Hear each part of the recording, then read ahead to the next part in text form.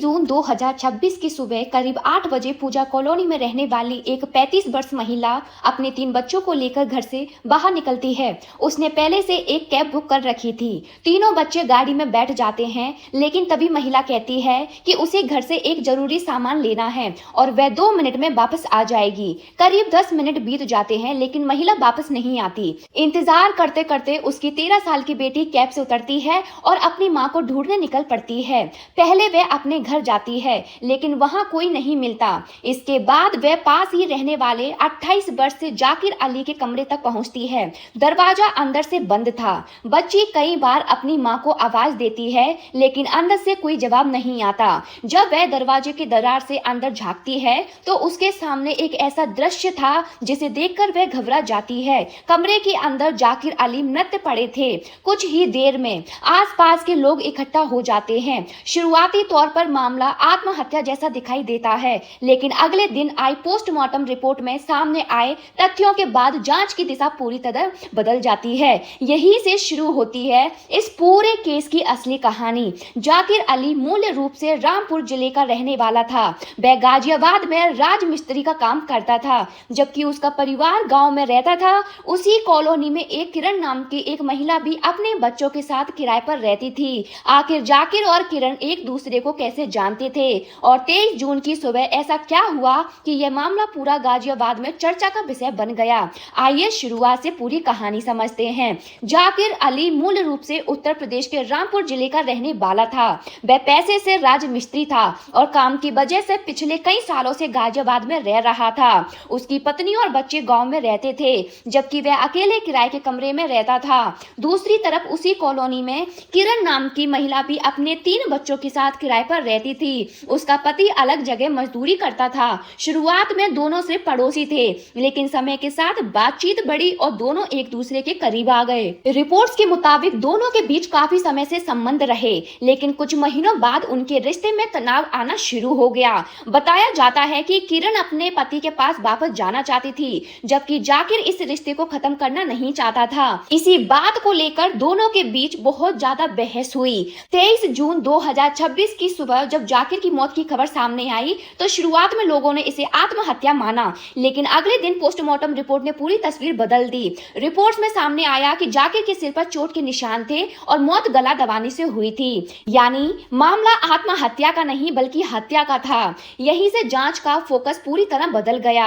अब सवाल यह था, अगर जाकिर की हत्या हुई थी तो उस सुबह उसके कमरे में आखिर कौन आया था? और सबसे बड़ी बात, कमरे तक पहुंचने और वहां से निकलने वाले लोगों के बारे में किसी ने कुछ देखा क्यों नहीं? इन्हीं सवालों के जवाब तलाशते तलाशते जांच उस दिशा में पहुंची जहां से इस केस का सबसे बड़ा राज खुलना शुरू हुआ। पोस्टमार्टम रिपोर्ट आने के बाद यह साफ हो चुका था कि जाकिर अली की मौत सामान्य नहीं थी। अब सबसे बड़ा सवाल था, 23 जून की सुबह आखिर जाकिर के कमरे में कौन आया था? जांच के दौरान कमरे के आसपास लगे सीसीटीवी कैमरों की फुटेज देखी गई। फुटेज में एक बात बार बार सामने आई, उसी कॉलोनी में रहने वाली किरण कई बार जाकिर के कमरे की तरफ आती जाती दिखाई दी।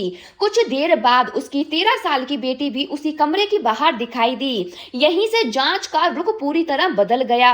इसके बाद किरण से पूछताछ की गई। शुरुआत में उसने खुद को पूरी तरह बेगुनाह बताया और कहा कि उसे इस घटना के बारे में कुछ भी नहीं पता। लेकिन जब अलग अलग बयानों का मिलान किया गया तो कई बातें एक दूसरे से मेल नहीं खा रही थी। इसी बीच जांचकर्ताओं ने 13 साल की बच्ची से भी बात की। शुरुआत में वह काफी डरी हुई थी, लेकिन धीरे धीरे उसने उस सुबह जो कुछ देखा था उसके बारे में बताया। उसके बयान के बाद जांच एक नई दिशा में पहुंच गई। पूछताछ आगे बढ़ी तो पुलिस के अनुसार किरण ने अपनी छोटी बहन कशिश का नाम भी बताया। इसके बाद दोनों बहनों से अलग अलग पूछताछ की गई। जांच में जो कहानी सामने आई उसने पूरे मामले को साफ कर दिया। बताया गया है कि जाकिर और किरण लंबे समय से एक दूसरे को जानते थे, लेकिन समय के साथ उनके रिश्ते में लगातार तनाव बढ़ने लगा। किरण अपने पुराने जीवन में वापस जाना चाहती थी। वहीं जांच के अनुसार उसे यह भी शक हो गया था कि जाकिर की नीयत उसकी 13 साल की बेटी के प्रति ठीक नहीं थी। यही बात दोनों के बीच सबसे बड़ा विवाद बन गई और यहीं से इस रिश्ते का अंत एक खौफनाक वारदात में बदल गया। जांच आगे बढ़ी तो एक एक करके कई अहम बातें सामने आने लगी। पूछताछ में पुलिस को पता चला कि किरण और जाकिर अली कई वर्षों से एक दूसरे को जानते थे। थे। दोनों के बीच रिश्ते की शुरुआत दोस्ती से हुई थी, लेकिन समय के साथ दोनों काफी करीब आ गए। हालांकि कुछ समय बाद यह रिश्ता पहले जैसा नहीं रहा।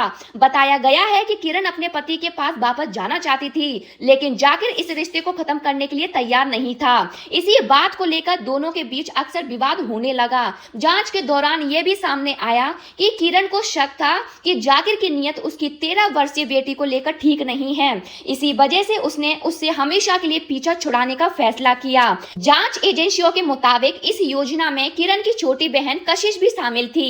23 जून की सुबह जब तीनों बच्चे कैब में बैठे थे, उसी दौरान किरण वापस जाकिर के कमरे में गई, जहां उसकी बहन पहले से मौजूद थी। जांच के अनुसार कमरे के अंदर दोनों के बीच कहासुनी हुई। इसके बाद जाकिर पर हमला किया गया।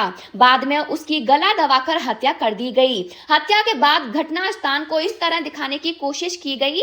पहली नजर में मामला आत्महत्या जैसा लगे, लेकिन पोस्टमार्टम रिपोर्ट में मिले चोटों के निशान और गला दबाने के सबूतों ने इस पूरी कोशिश को बेनकाब कर दिया। अब जांचकर्ताओं के पास पोस्टमार्टम रिपोर्ट, सीसीटीवी फुटेज और पूछताछ में सामने आई जानकारी तीनों एक दूसरे से मेल खा रही थी। यहीं से यह मामला लगभग साफ हो गया कि यह कोई आत्महत्या नहीं बल्कि पहले से बनाई गई योजना के तहत की गई हत्या का मामला था। किरण और उसकी बहन कशिश को आखिरकार गिरफ्तार कर लिया गया। जांच में जुटाए गए सबूतों और पूछताछ के आधार पर दोनों को अदालत में पेश किया गया, जहां से उन्हें न्याय की हिरासत में भेज दिया गया। लेकिन इस पूरे मामले में सबसे ज्यादा हैरान करने वाली बात यह थी कि शुरुआत में लगभग हर किसी ने इसे आत्महत्या मान लिया था। अगर पोस्टमार्टम में सिर पर लगी चोटों का गला दबाने का निशान सामने नहीं आते तो शायद ये मामला कभी हत्या के रूप में सामने ही नहीं आता। आज जाकिर अली इस दुनिया में नहीं है। दो परिवार पूरी तरह बिखर चुके हैं। कई बच्चे ऐसे हैं जिनकी जिंदगी इस घटना के बाद हमेशा के लिए बदल गई। दोस्तों, गुस्से या रिश्तों में बढ़ते विवाद का अंत अगर अपराध तक पहुंच जाए तो उसका नुकसान सिर्फ दो लोगों को नहीं बल्कि पूरे परिवार को उठाना पड़ता है। अपना और अपने परिवार का हमेशा ध्यान रखें, सतर्क रहें और सच्ची घटनाओं से जुड़े रहने के लिए PSC को सब्सक्राइब करना ना भूलें। मिलते हैं अगली वीडियो में।